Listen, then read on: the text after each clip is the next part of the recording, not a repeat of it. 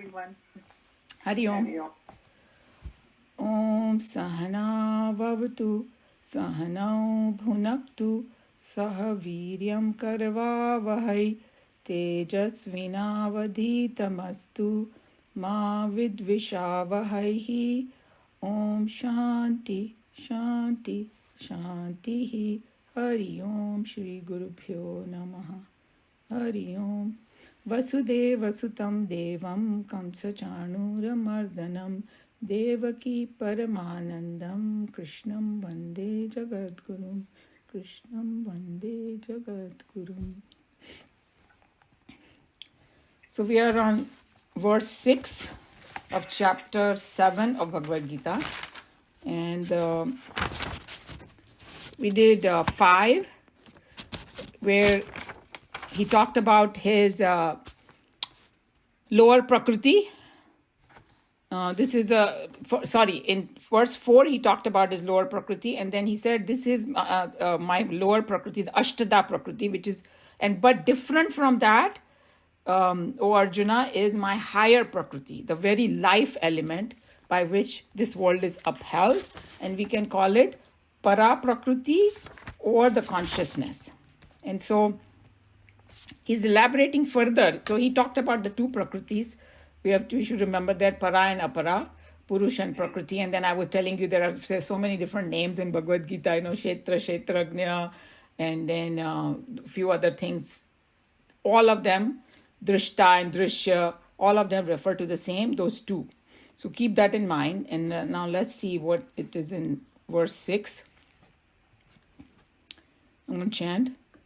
Etadhyonini bhutani sarvani tyupadharaya aham krusnasya jagatah prabhavat pralayasthatha. Etadhyonini. So yoni, this means womb. These two prakritis, it's referring to them. Because here he said those are the womb. What are the womb? The two prakritis. Bhutani, beings. So he's talking about here beings, but reality speaking, when we open up the whole verse, you will see everything. Okay? So, but when they say bhuta is the things made of Panch Mahabhuta, us. Sarvani, all. Iti is thus.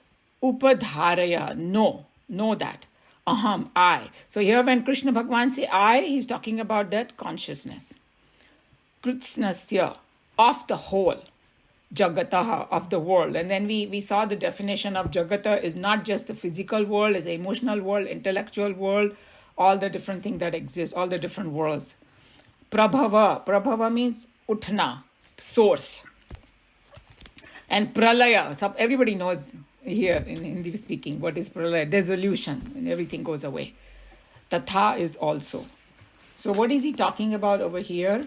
So firstly, we all know very well now about the two prakritis. We have gone in some detail about it, para and apara prakriti. So together these are the source yoni or womb of the cause of all beings, he said. And actually, really speaking, everything else that is there is the whole cosmos. So whatever you see, whatever you can comprehend, whatever you can feel, whatever ideas you have, everything is a combination of this para and apara prakriti. And then, some Puranas have, we have 7 lokas below, 7 above, and they have all kind of names, Swarg, Patal, Atal, Vital, Sutal, Talatal, Patani, Rasatal, and all these things, including all the multiverses, because now there are people believe there are multiverses. Our Vedas already say that it is there. They are everything is these two prakriti, matter and consciousness. So, and then, Nikhilanandji was mentioning that how in the modern world, we try to study the science. So that when they talk about now, the other science is also coming in and they have consciousness studies and all. But until lately, they were just, in the Western world, they were just studying the science of matter, focusing so much on the matter. But he was just reminding that we learned from the Vedas that the matter is controlled by that life factor, okay? Or the seer, you can say, because there are two aspects, seer and seen. So he's saying seer is more important. So then he was mentioning that how now that there is a studies going on about in quantum physics and all that, advanced quantum physics, that they have realized that what you see is controlled by the seer. Seer is a more primary and more important. And he's saying that they did some experiment, and then the experiment also they found out that the seer can literally modify what is seen. And I mean, just very ordinary example that we in the world see what we want to see. You show something to a situation or an object to 10 different people, they will take a 10 different take on it, So seer is very important. So either you can say subject and object. The subject is objects are many, subject is one, and subject plays a very important role. So he was just reminding us again of the dream example, that an individual at a personal level also has this, and in the dream example. So what happens in the dream, one aspect of dream is that before we go to sleep, we have some thoughts and feelings in our head, right? And then with that, those thoughts and feeling, when we go to sleep, we give it like a form in the dream of those. So that's why कभी-कभी we have seen कि हम कोई चीज़ बहुत सोच रहे होते हैं, उसी के बारे में dream आता है, कुछ modified ढंग से आता है, but whatever is on our mind, that's what reflects, So he's saying that in order to create that dream, I use what is the material used over there? The matter and the life force. Because mind creates the dream. We learned that mind is a subtle matter, but it has to be energized with that life force. So that's the reality, that that the two combination creates the dream. Now take the same example in the cosmos. Okay, that the same way the entire cosmos that we experience, and that means what is in there? All the different beings. So right from a bacteria to a human being, and even including all the devatas, and you can maybe other beings in other lokas, you can call, that, hey, some science is saying that if Earth has human beings, maybe life on other planets, you can say that too. Everything together is coming from the same source, the matter and the life force. So, in other words, same para and para prakriti. Okay, and then what is apara and para prakriti is nothing but nature of God. Remember, he said my higher nature and my lower. So both are his only. That's another very important to see, because sometimes when we separate matter and spirit, we think matter is something totally separate, but that's not true. It is part of God only. That's another very important thing to remember. For our understanding, they divide it, and the same thing what Joe was talking about, Ardha and Nareshwar, we see two, but in essence they are one only. The Shiv Parvati or Radha Krishna or Lakshmi Narayan, whatever you want to call the two Shaktis. So what is the conclusion here? That the entire cosmos that we are experiencing is nothing but God only, because it's a God's nature. Both the prakritis are God's nature, so you can catch it this way or that way, And then he was just saying that all of us are whatever activities we are doing, sleeping, eating, walking, everything is happening within God only. So that's how we are. And there was a very famous drishtant, and I like that a lot. So he's saying that sometimes in life we feel, hey, that I'm falling or something bad is happening, and it could be spiritual fall, or it could be physical things, bad things that are happening to us. So this person's dristant was, I'm sitting on the God's shoulder, and when I fall, I actually fall in his lap only. So I'm not going anywhere. Bad things are happening within him. I thought that was such a nice thing. So we have to remember that. Even that is, he catches the fall, in other words, because he knows that he's just trying to test us or make us a better people, or, things like that. So coming back to ourselves, that our mind and body are made of this para and para prakriti. We saw that when we were discussing the Ashtada prakriti and all that. And then the life that is pulsating in us, that's because of which we are conscious of this world. That is Bhagwan's para prakriti. So just coming to our individual level is the same thing. And then,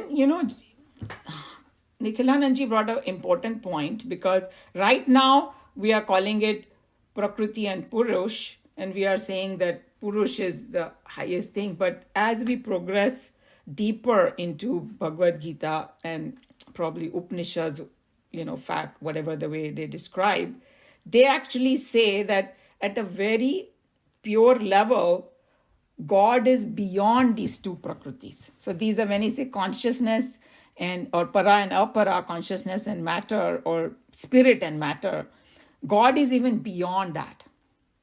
So they have done one more step deeper. So again the same concept is going to come, but here he was mentioning that, so we just try to remember that. And at that level, which is beyond this apara and para prakriti, that's where he's nameless, formless, beyond all comprehension. Because when they say that beyond all comprehension, that's what it means. And then from that state, when he manifests into two prakritis, para and apara. So the one more step we have to learn now. So he, just to give a worldly example, that how everything is within God and then it manifests. He said it's like a wood. We pick up a piece of wood, there is a lot of fire in it. थोड़ी सी चिनकारी लगाएंगे वो एकदम चलना शुरू हो जाएगी. But at that point, the fire is incomprehensible to us. We can't see the fire. There's no light and fire in it. And so that's why we can hold the wood and all. But once it expresses that fire, that becomes something totally different, in a sense that heat and light comes in. And same way that when God reveals himself, he reveals that as para and apara prakriti. So that's what was a very good example. And once he expresses himself, that's called the Saguna Brahma. When we talk about Nirguna Brahma and Saguna Brahma, because this now has some qualities, the Saguna Brahma. So same Brahma expresses as para and para, and then Nirguna and Saguna. So that's where this comes. And another thing he was reminding, these are points of contemplation. It's kind of expanding on what we are learning, because if we just learn para and para prakriti and just go home, hey, how does it affect me?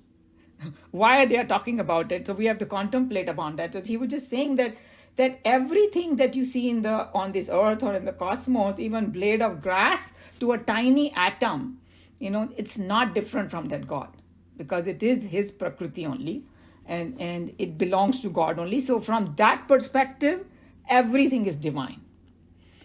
So that is called Bhagwan Samagra Roop, entire roop together. That's why everything is divine.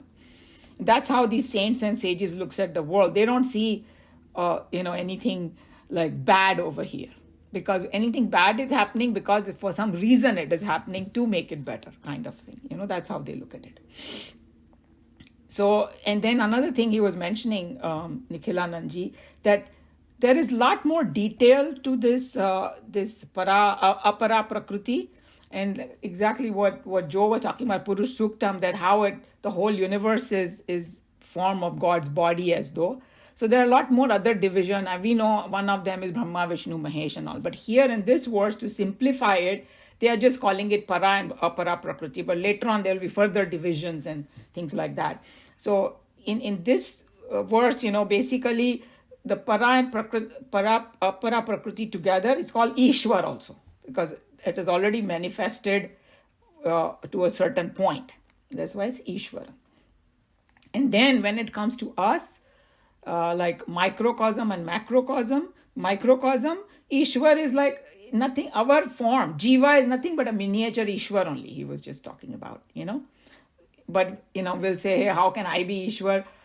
In our essence, we are, but when we do wrong things and we don't know how to behave and all that, then we are kind of getting away from that Ishwar's nature. But all those goodness, everything is within us only. just like God has it. So that's another point, you know. And then so he was just saying that how when we go against our real nature, then the problem happens in our life, when we go against our real nature. So he actually gave a very brilliant example. He's saying that our own body is made up of God knows how many billions of cells and all that. So every cell is actually part of this body, and it has to work together for the benefit of the body, correct? In our own body. So he's saying that suppose, this is hypothetical, but actually it happens in our body. You will see the example. So there's some cells decide, hey, I don't want to do this for the whole body. मैं तो अपना कुछ अलग ही करूँगी. मतलब just this thing, you know. It's like, I'll do whatever I want, you know, because क्या फर्क पड़ता है kind of thing, you know. You will see that when the cells start behaving abnormal, so to speak, then we have to get rid of those cells, right? So he's saying the same way in the universe. Now think of this universe as the entire cosmos is the body of God. That's what that Purush Suktam is all about. The physical body or material body is called apara prakriti, and the conscious body is, or the life is para prakriti. So if and the one God is moving about in the whole world playing, you can call it. And I think one example our Gurudev had given, that if you see the ocean, the waves are playing with each other. One is falling on the other and all that, and all the halchal is happening. But in essence, it's just H2O. So just playing with itself, actually. So that's where he was saying that the whole universe is God only playing, moving and all that. And that's how you have to look at it. There's only one God. And then in the verse, he says, what's the verse? Yeah, the etad yonini bhutani. So there are two, these two prakritis are the womb of the source of the entire cosmos. So just to understand, he's saying that even if you may not understand it completely, but he's telling Arjuna at this stage, you just accept this, even if you don't comprehend it fully, because now as we go to the other chapter, it's going to come out a lot more. And then God, another important thing, we have said it before, but just to contemplate, repeating it, that they belong to God, so they are his nature only. And nature is something you cannot separate from yourself. When you say, hey, this is my nature, you can't separate it. It is part of you, you know. Or somebody say, my nature is, I like to sing. You can't separate that singing from that person, or artist, something like that. Just think about it that way. Same way, para and para prakriti, it cannot exist without God. It's part of him. So that's another way to look at it. Part of Brahman only. And but other way around is possible. The Brahman can exist without them when it, how do we say it, swallow it up, though the Prakriti then, because it's something like dance and dancer. The dancer is not dancing all the time. Sometimes the dance is coming out and then it merges back into him, and then person is quiet. So he can live without the dance, but the dance cannot be without the dancer. See what I'm saying? That's what the main point over here is, that the world cannot be without God. God can be without world. So, and then we discussed that when it is, so here now connecting the Nirgun and Sagun Brahma, that when the Brahma exists without expressing the para and apara prakriti, that's when it's called the Nirgun Brahma. And, or Nirakar. And so reverse is true too. So when that Brahman expresses the two Prakriti, it becomes Sagun, So we have to connect this over here. So just coming back to the same thought, that really speaking, they are not two, it's Brahma alone. And that same Ardhanarishwar, same thing you can apply over there. So whether Brahma is with form or without form is Brahma alone. That's why sometimes people argue, is Brahma Nirakar or Sakar? It does not matter. Both are him only. So that's what it is, Some people have their big arguments about that. And then the other parts of it in this, he's saying, Aham Kritsnam Jagat Prabhava Pralayas Tatata. What does it mean? I am the very source of its rising of this universe, manifesting on the entire cosmos. Through my Prakriti I rise. So what Upanishads are telling, so there is a whole story in one of the Upanishads that the teacher tells the disciple that if you really want to know what is Brahma, then try to investigate from where the world is coming, from where it is sustained, what is sustaining it, and where does it merge back. And you will get the answer what the Brahma is. And he's saying that entity is Brahma, where all these three are happening. So, and then coming back to the microcosm, Nikhilananji was explaining that in us also, if you come back to us as jivas, we find that same kind of things are happening in us. How? Where are our thoughts and emotions coming from? Where is the life force arising in us? So all source of everything is also Brahman in us. And when we call it Atma, there was a question in the class that what is Atma? When it's expressing within us, that same source is called Atma. So actually Atma and Brahman are the two terms, they are same. It's at the essence level, they are exactly the same. So when Lord Krishna says, I'm the very source of this creation and the dissolution and everything comes back into me only. That's what he's saying in that line over here. So he was saying that Nikhilananji said that Shankaracharya gave a very beautiful example that of water and bubbles.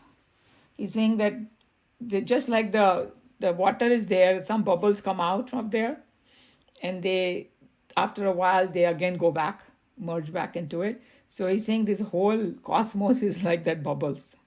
Okay, there is the substratum and consciousness. God is there. It manifests. It is there, sustained. So when we have the example of bubble, the bubble is sustained in water only. Without water, bubble cannot be.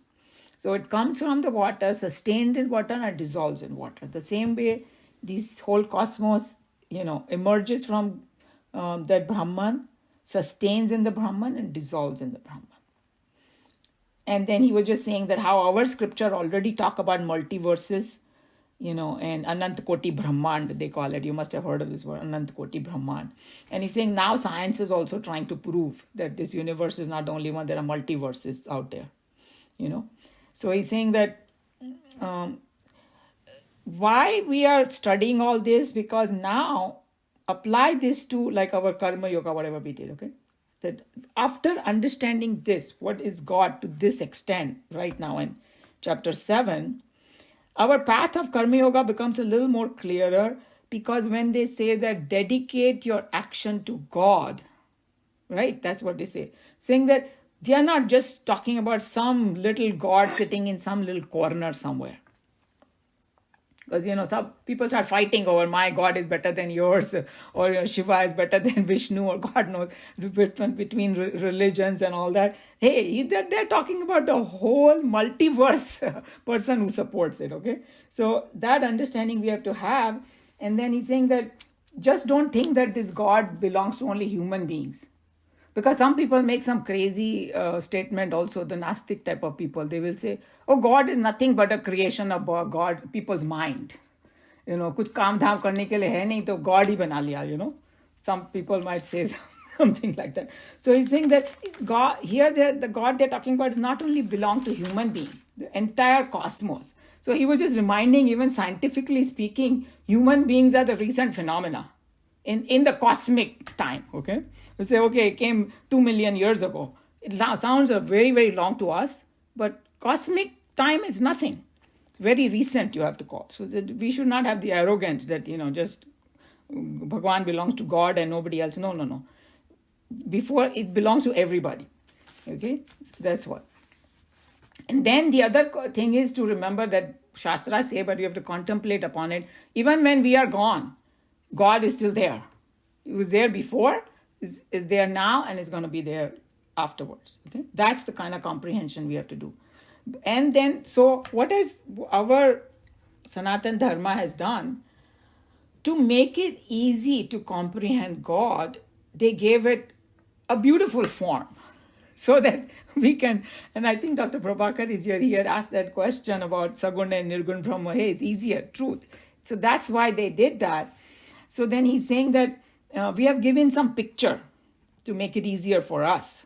So he's saying that, and the example he gave was so good, and everybody will relate to this example. He's saying that if you want to teach a little child A, B, C, D, so सब इतना बड़ा apple वहाँ पर रख देते हैं, A for apple, you know. And so he's saying that then only the child gets it. If you just show him the A, he may not get it. But इतना बड़ा apple लगा दिया वहाँ पे, वो apple को देख के उसे A, फिर वो apple को देख के हमेशा A ही बोलेगा वो, right? Same concept that, form de diya usko so that we can understand. So he's saying that now think about it. How the pictures that we see of God, or the murtis that we see of God, you saw that how Krishna Bhagwan or Ram Bhagwan or any kind of Shiva, what color do they show them? They show them blue. You know why? Because they're trying to depict infinity. How do you tell the artist, hey, make a picture of God, and say, okay, give me characteristic of God. God is infinite. So the artist thinks, hey, look outside. What is infinite? I look at the sky, it is infinite. What color is it? Blue. I look at the ocean, here, Pacific Ocean, I'm looking at it. It's infinite, from my perspective. If you compare sky and ocean, then obviously sky is more. But, just a general concept. That's also blue. So वो blue रंग लगा दिया उसमें. We cannot say that God is only blue. No. Because it's just depicting infinity. So the artist painted it that way.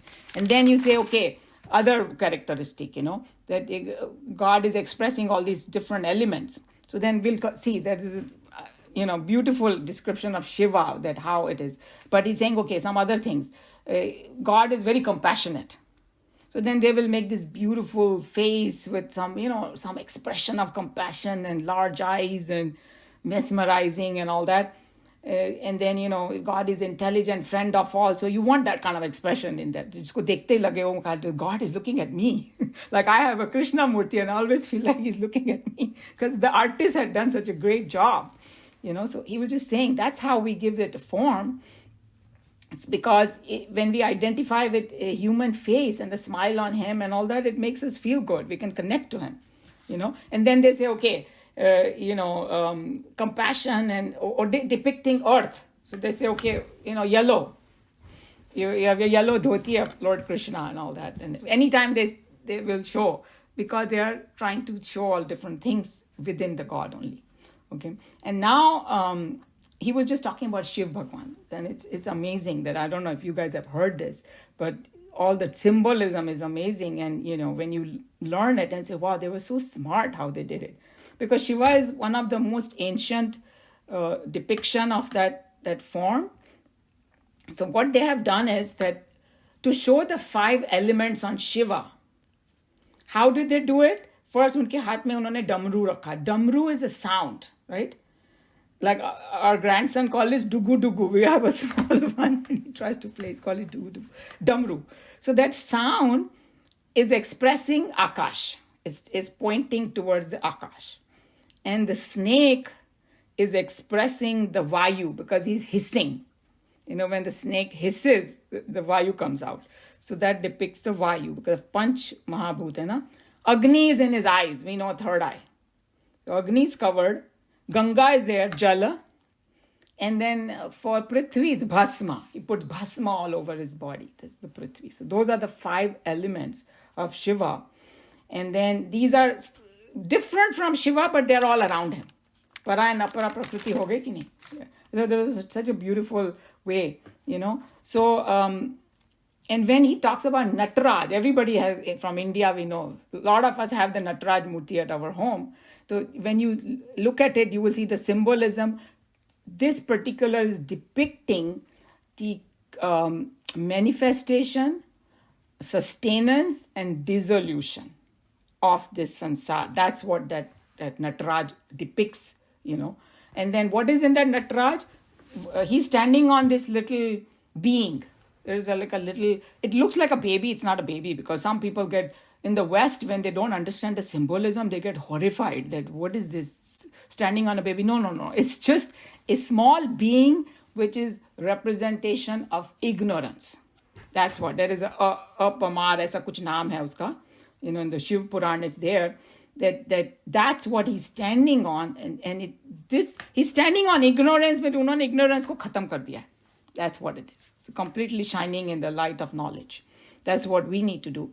So, and he's saying that unke bhi haath mein ek damru pakdaya hua hai, which indicates creation. Because remember, we studied in this Kathopanishad that in that Brahman vibration happens, and that's how the whole creation starts, the Prakriti starts and all that.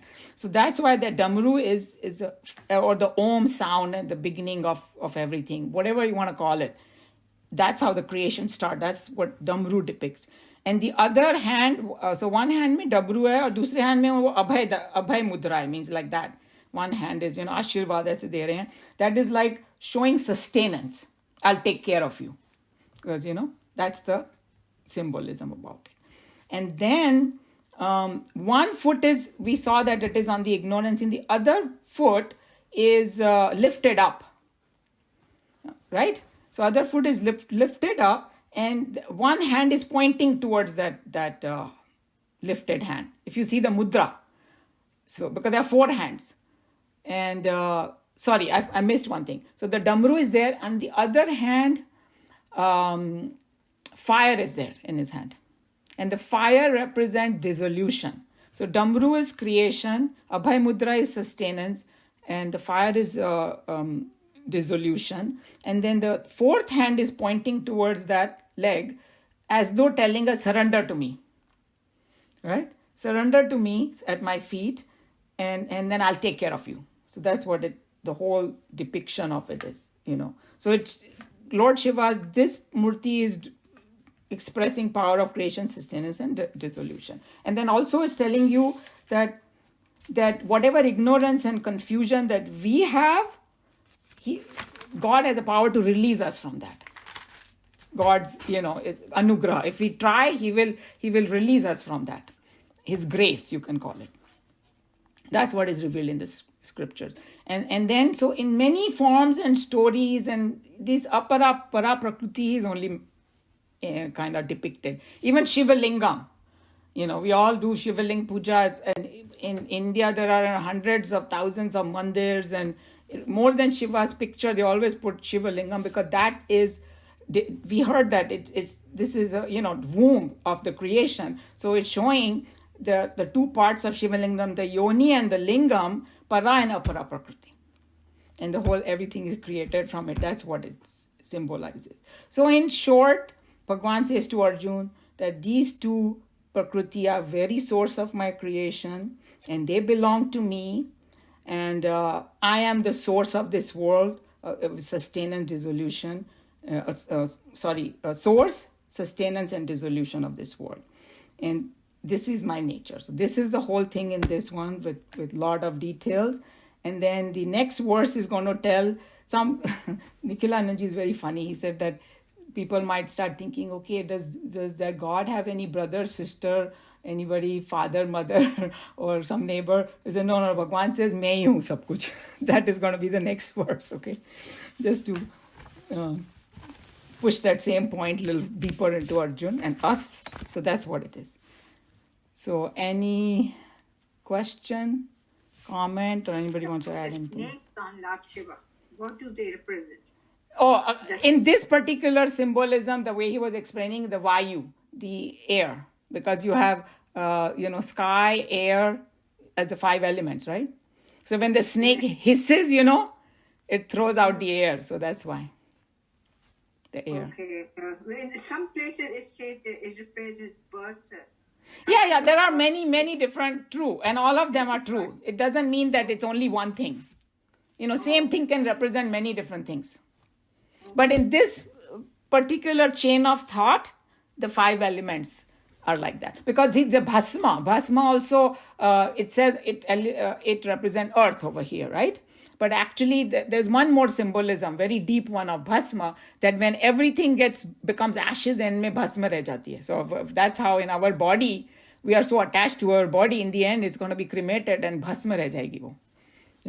So what is this translation of bhasma in English? What would you say? what is that? Anybody? Ashes, ash. Bhasma is ashes? Yeah, ashes. Like you have seen that those people in India, all the people who worship Shiva, and you will be surprised, they take the bhasma from the cremation ground. In fact, there is a Mahakaleshwar mandir in India, and my husband and I went there, and we missed that arti, bhasma arti. They do it at 4:30 a.m. in the morning. Bhasma arti, they actually bring the ashes from the cremation ground and a whole lot of ashes, and they pour it on the Shivalingam. Because they call it bhasma arti. Because Mahakal means the final call where all of us have to go. There is no question about it. So it's very interesting. If you don't study it properly, it can be scary to some people, But once you know, it's a reality,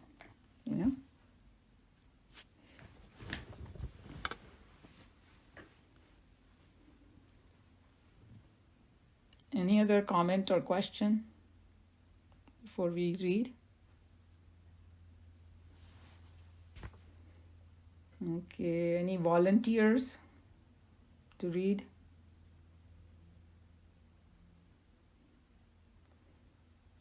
What happened to Meera ji? Do I see? Oh, there she is. Would you like to read? Always my pleasure. Okay, yeah, thank you. Certainly, thank you. Know that these two Prakritis are the womb of all beings.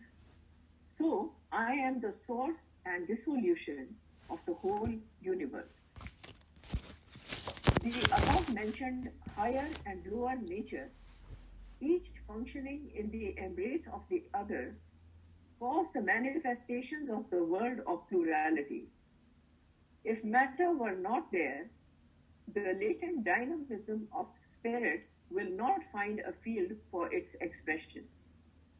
Matter by itself, in its inertness, will not be able to express the similitude of consciousness unless the spirit was there to dynamize it. Electricity, expressing itself through the filament of the bulb, manifests as light. Without the bulb, the light in the electricity cannot manifest itself. Nor can the bulb shine forth in light without the electrical current flowing through it. The bulb is the equipment functioning through which electricity expresses itself as light.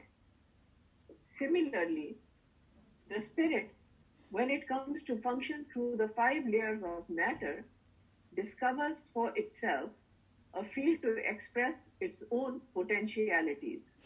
So, Keeping this... Sorry, there's one paragraph got finished, right? Yeah. So I was just going to say that, Swamiji is bringing up very interesting point also, that the combination of the two, para and apara prakriti, and the same thing he's saying, but he's giving a great example to that's what this Ardhanarishwar is all about, and they say that without Shakti, Purush cannot do anything. So he's saying that without bulb, electricity may be there, it cannot express itself unless we see all these different equipments we have. Electricity by itself has no value, but when it passes through the matter or the equipment, that's when expression happens. So that's the point he's trying to make. Yeah, go ahead. Keeping this idea in mind, Lord Krishna declares here that these two are the womb of all beings. It is not very difficult for an intelligent student to understand what it actually means.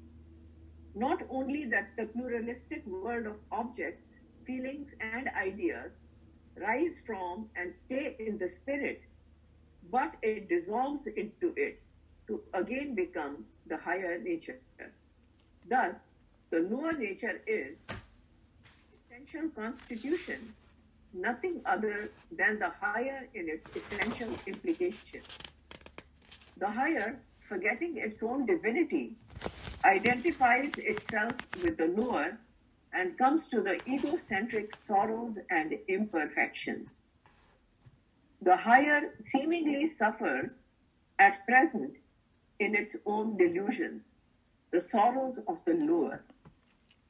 Its own rediscovery of its natural divine glory is the redemption of matter. The idea that the lower has risen from the higher is likened to the way in which pots of different shapes and colors have all arisen from the mud. Just as the mud is the truth in all the pots, the higher is the essential reality in all the objects of sense organs, mind, and intellect, which the lower procreate. So he's bringing a very important point that we actually, our pure nature is higher only, but the lower lower mein bahut gadbad hai, right? Because lower changes and then we get dukhi and this and that. He's just saying that that's what it is. So he's just bringing us to a Vedant, very important point that, and then the mud example is there that all the pots are there. There could be as many shapes and one pot might get jealous of the other, but actually they are all mud only. You can eventually change the form also. We don't know in our next life what it might be reversed. Whoever we are jealous of, it can be reversed. So anyway, that's what he brought out. So all the different Swamis bring out different points, and together that we can learn on. We do have to have the lower also. See, without lower, there'll be no body, no, nothing. All our mind is made up of lower prakriti. Yeah. So we have to have that. Yeah, that is the one that makes this whole world, So it's like, what example we can give? That at a very elemental level, it's like God's power is within him and now it's quiet. So that becomes a Nirakar Brahma. The potentiality is there in him. And then when he decides to do some action, that's when the world manifests. And then it's like when somebody wants to dance. Okay, you are a dancer, you are a poet, you are an artist. You're not doing that 24/7, right? You're sitting quietly and they say, oh, suddenly the thought comes, I should do this. Then it comes, expresses, and then it's finished. That potentiality goes back in you. Like a log of wood. Yeah. Wood also is a good thing. That we cannot see. So same thing, we have the higher in us, but we cannot see it. Correct. There you go. Now you got it. But that is the primary. That is the highest. Because the higher can sustain without the lower. Lower cannot sustain without the higher. That's the difference.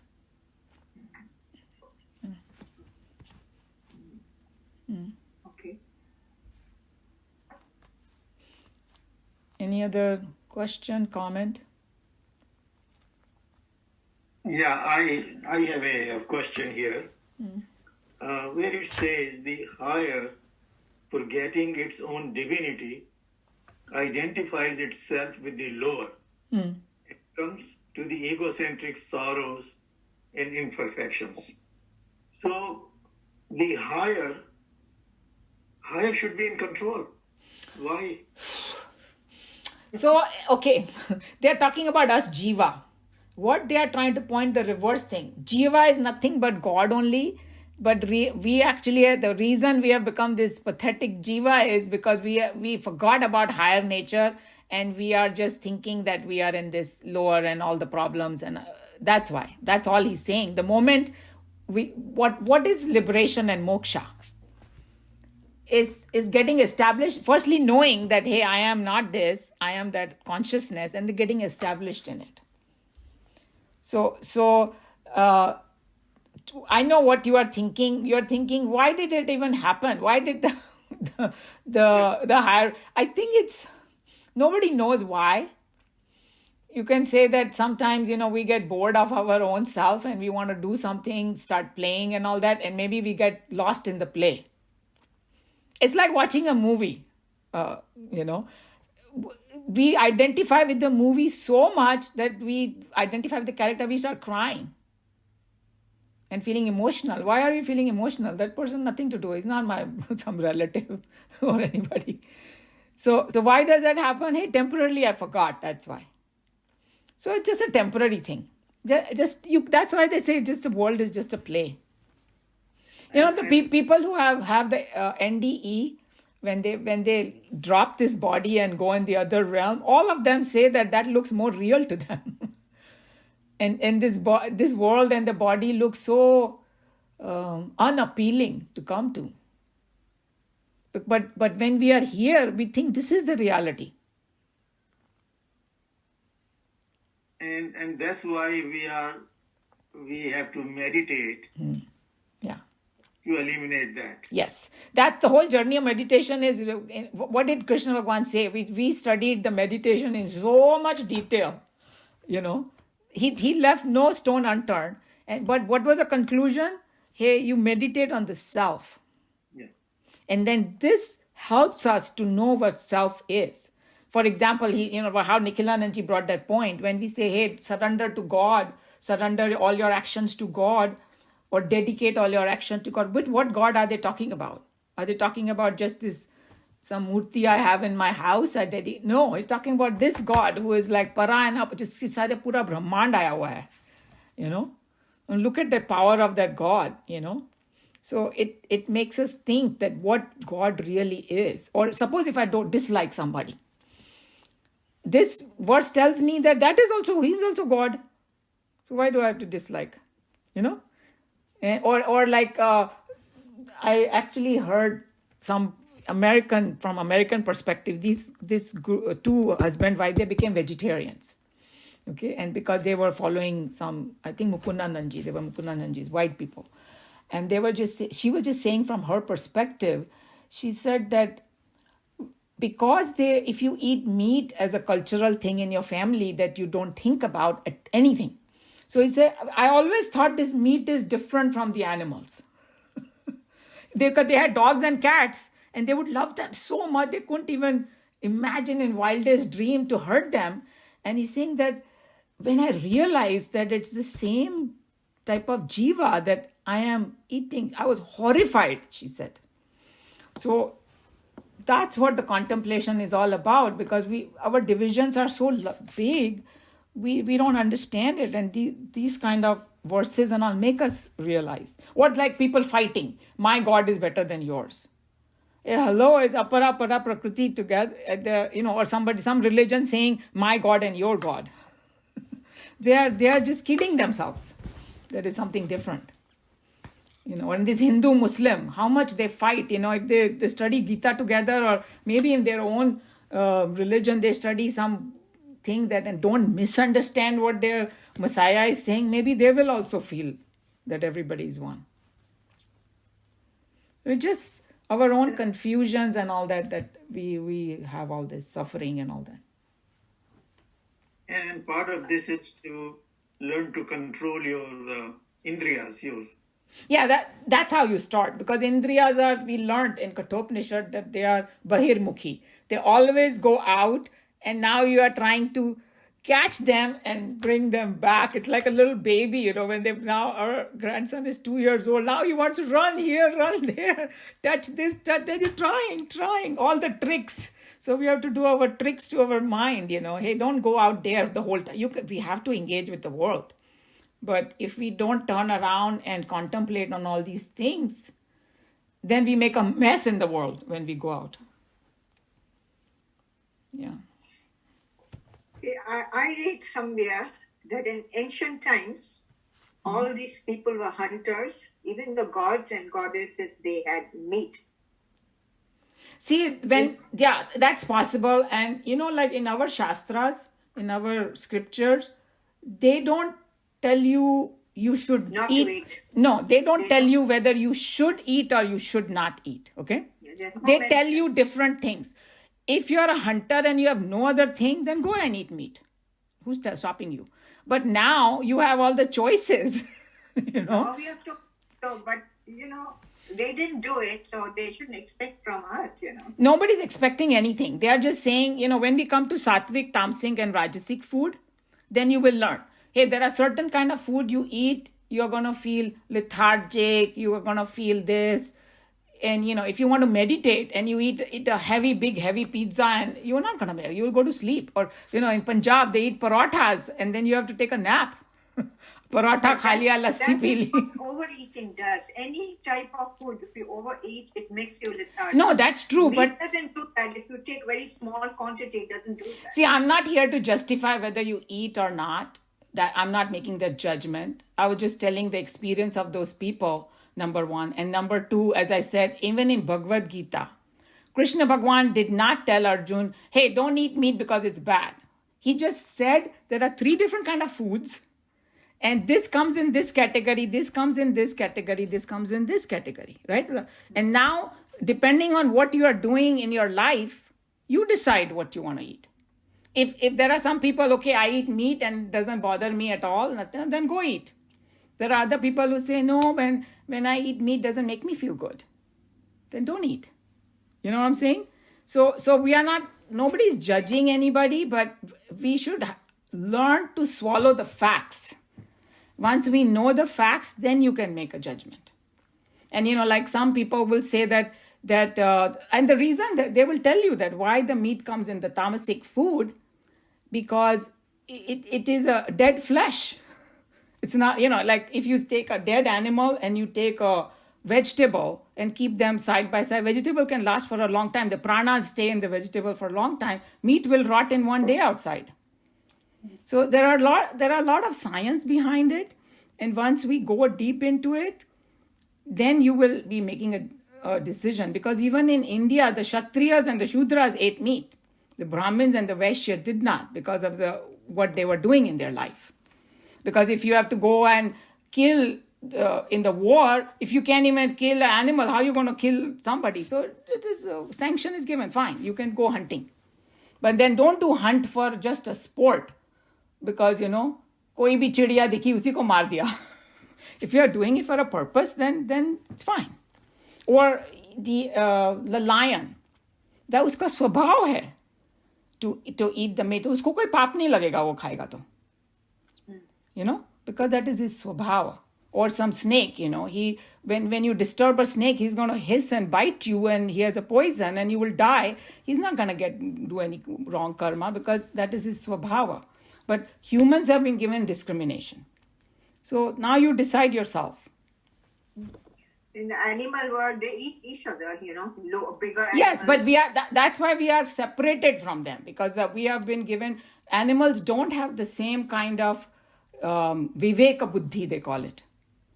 Hey, this is animals don't worry about God or not know God. They have not, they don't have the capacity to say that, hey, is there something higher? Where did I come from? They don't have that capacity. We do. And if we want to connect to the higher, then we have to take a certain path. So anyway, it's just your own contemplation about these things.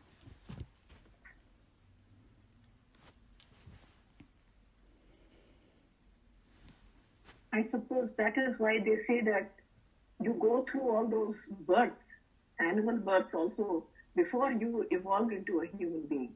Because that is when you have that vivek. It's a slow process, correct. Yeah. Mm-hmm. And it's like, Animal has to become a vegetarian to take human birth? No, nothing like that. Animals is nothing but a programmed life. That's how Chinmayananji used to explain that they don't do anything against nature, because that is a programmed life. But us, we can actually harm a lot, because we don't have a programmed life. God gave us freedom. Hey, you decide how you want to do it. So either I can go left or right, or I can do this or that. One action can harm a lot of people. Another one will do a lot of good to the people. So that's the difference between animal and we can someday, as we go through Bhagavad Gita, you will see what is the difference between animal and human. I'll give a comment which everybody may not like. But on my 76th birthday, I was eating in a French restaurant, Chateaubriand, which is meat. And 3 gods came, Shiv, Krishna and Ganesh. and they blessed me and they extended my life.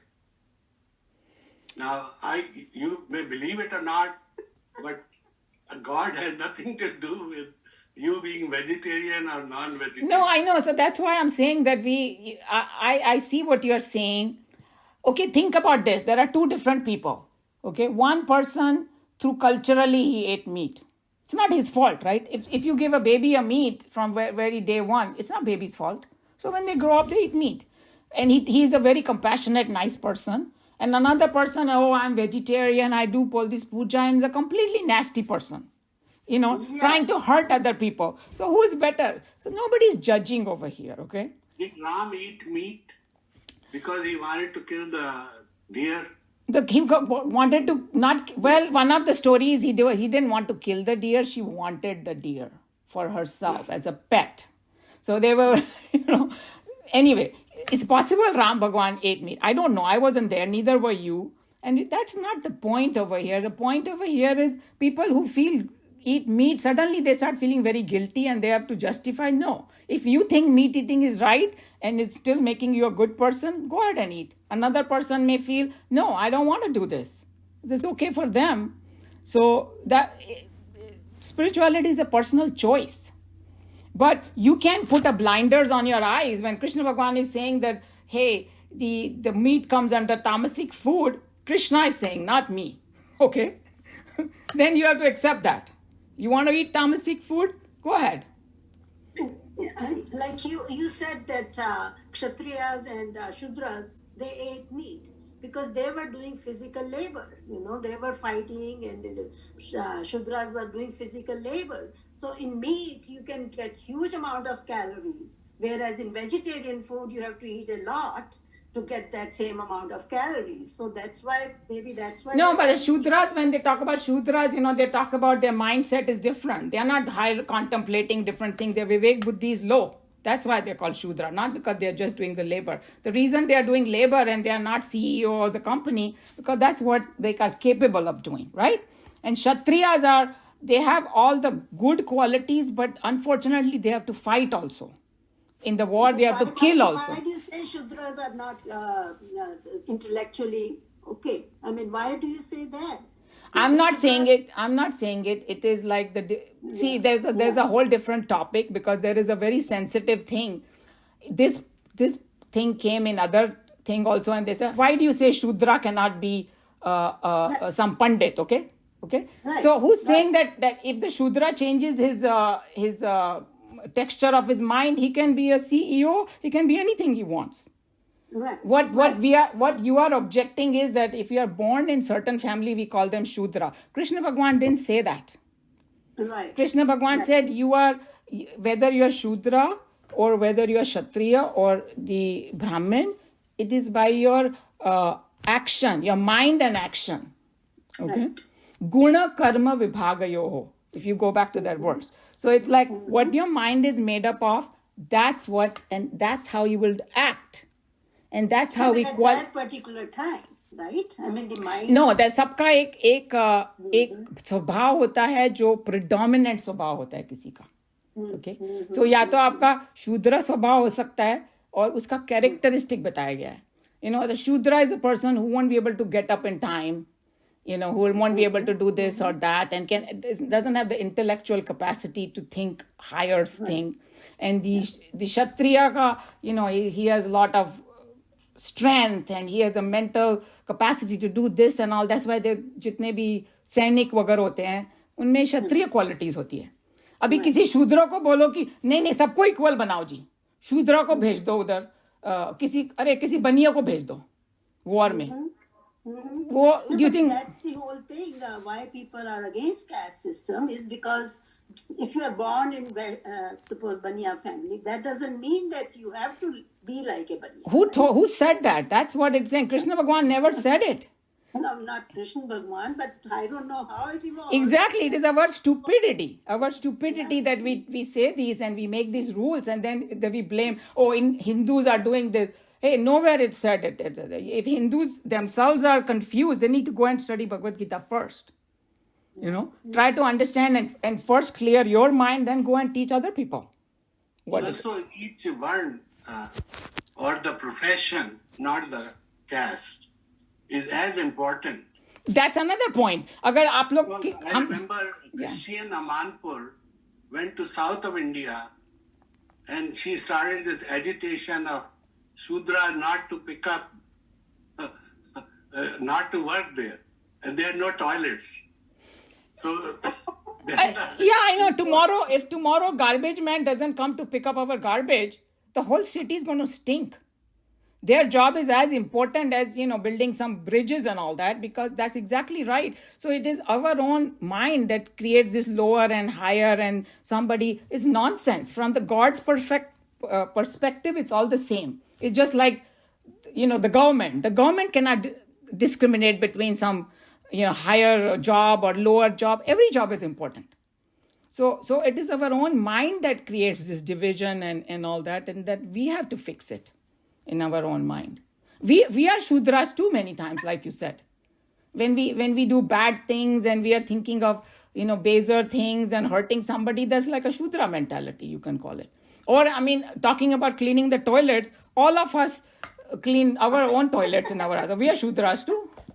What are we talking about other people? Somebody asked a mother that, what's your caste? She says, I'm all for caste. Exactly. I have everything. So at that level, that's 100% true. But if you want to go in a little more contemplative subject about this, then everybody has some predominant qualities.